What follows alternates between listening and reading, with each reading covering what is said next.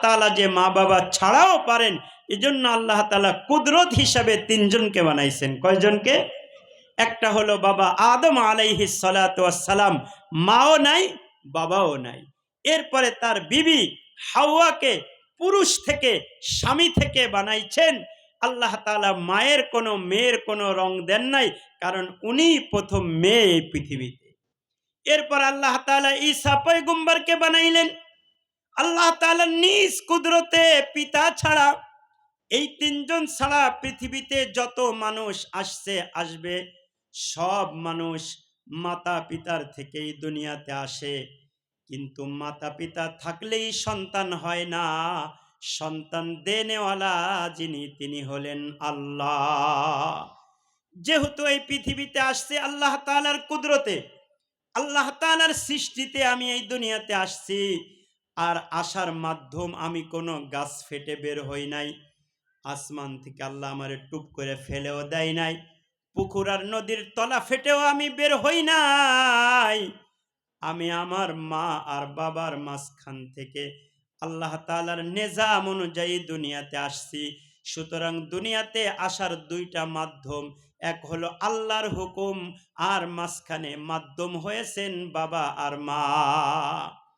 এই পৃথিবীর জমিন যেহেতু আমি দেখলাম, এই জমিনের ভিতরে আমি আসছি। আমি যখন দুনিয়াতে আসছি, ও ভাই, আল্লাহ তাআলা মার ভিতরে কেমন মহব্বত ঢেলে দিয়েছেন। মা কেমন মায়ার জিনিস, মা আর পিতা কেমন ভালো জিনিস। যার মা নাই সে বুঝে, যার বাবা নাই এতিম। একটা 10 টাকা দামের চিপ খাইবে, কত জনের হাতে পায়ে ধরা লাগে। আর যদি বাবা থাকে, কাউকে বলা লাগে না। আমরা ছোট্টবেলায় 4 টাকা দিস্তা কাগজ কিনেছি। ছোট্টবেলায় যখন 2 টাকা দিয়ে একটা কলম ক্রয় করতাম, চাওয়ার সঙ্গে সঙ্গে বাবা আমাদেরকে দিয়ে দিতেন। কত মানুষ আমাদের সহপাঠী আমাদের সাথে পড়েছে, একটা কলম হারায় গেলে কান্না করছে, এক দিস্তা কাগজ ফুরায় গেলে বসে বসে কান্না করছে, অঙ্ক করার কাগজ নাই। যার বাবা নাই সে বুঝে, যার মা নাই সে ঠিক মতোই বুঝে। এজন্য আল্লাহ তাআলা বুঝানোর জন্য বলতেছেন, তোমার মায়ের দিলের ভিতরে কেমন মহব্বত, তোমার বাবার দিলের ভিতরে কেমন মহব্বত, মা আর বাবা হওয়া ছাড়া কেউ বুঝবে না। আল্লাহ তাআলা মায়ের ভিতরে মহব্বত দিয়েছেন। সৃষ্টি জগতের ভিতরে আল্লাহ তাআলা 1 ভাগ রহমত দিয়েছেন। এই 1 ভাগ রহমতের বিনিময়ে বাঘ তার বাচ্চাকে মহব্বত করে, সাপ তার ছানাকে মহব্বত করে, একটা কুকুর সেও কিন্তু তার বাচ্চাগুলিকে পৃথিবীর সব কিছু থেকে বেশি ভালোবাসে। যেহেতু মায়ের হৃদয়ের ভিতরে আল্লাহ তাআলা এই ভালোবাসা ঢেলে দিয়েছেন, বাবার হৃদয়ের ভিতরে এই ভালোবাসা ঢেলে দিয়েছেন। এই কারণে আল্লাহ বলেন, মা বাবা তোমাকে সবচেয়ে বেশি ভালোবাসে, আগলে রাখে। তোমার মায়ের পেটের ভিতরে যখন তুমি ছিলে, মা খেতে বসলে বমি করে দিত, মা খাইতে পারতো না। কিন্তু মার দিলের ভিতরে কোনো কষ্ট ছিল না, খাইতে পারে না, ঘুমাইতে পারে না।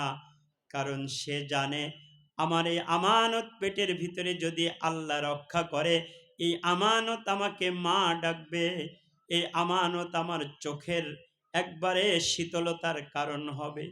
এই দিকে তাকায়া তাকায়া মা তোমাকে মহব্বত করেছে, পেটের ভিতরে থাকা অবস্থায় মহব্বত করেছে, দুগ্ধ পান করানোর সময় মহব্বত করেছে। মা নিজে না খেয়ে তোমার জন্য খাবারের আয়োজন করেছেন। মা কেমন মহব্বতের জিনিস। আজরাইলকে আল্লাহ তাআলা জিজ্ঞাসা করে, ও আজরাইল, তোমাকে আমি যে ডিউটি দিয়েছি, এই ডিউটি হলো মানুষের জান কবজ করে নেওয়া।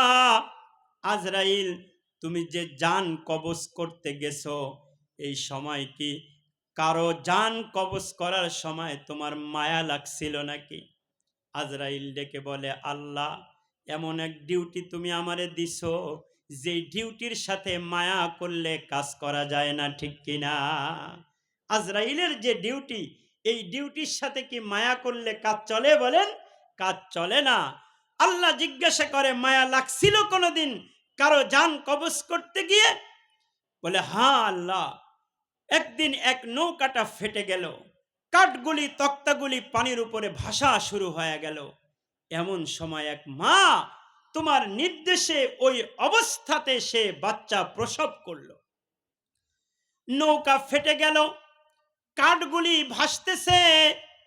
এমন সময় মা তার সন্তানটাকে একটা কাঠের উপরে বসায়া দিয়ে কাঠটাকে নিচুর থেকে হাতের উপরে রাইখা সাহারা দিয়ে কিনারায় যাওয়ার চেষ্টা করতেছে।